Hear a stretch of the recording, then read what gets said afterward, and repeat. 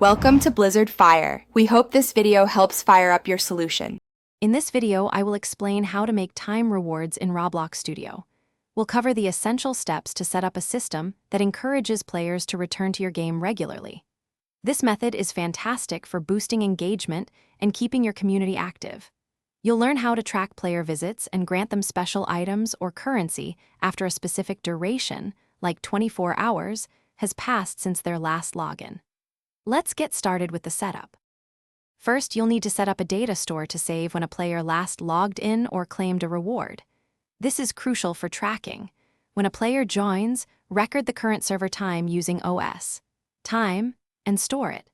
You'll also define your reward interval, perhaps 86,400 seconds for a daily reward. This ensures players cannot claim rewards too frequently, maintaining fairness and game balance. Now, let's implement the core logic.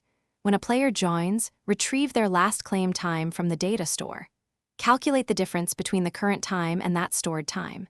If this difference is greater than or equal to your set reward interval, the player is eligible. Grant them their reward, whether it's in-game currency, a special item, or an experience boost. Remember to immediately update their last claim time to prevent immediate reclaiming. Finally, customize your rewards.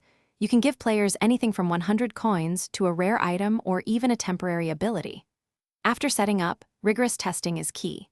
Test with short and long time gaps to ensure the system works as expected.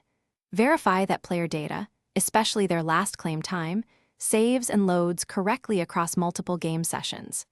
Adding visual or auditory feedback when a reward is claimed enhances the player experience significantly. Thanks for watching. If you found this helpful, don't forget to like and subscribe.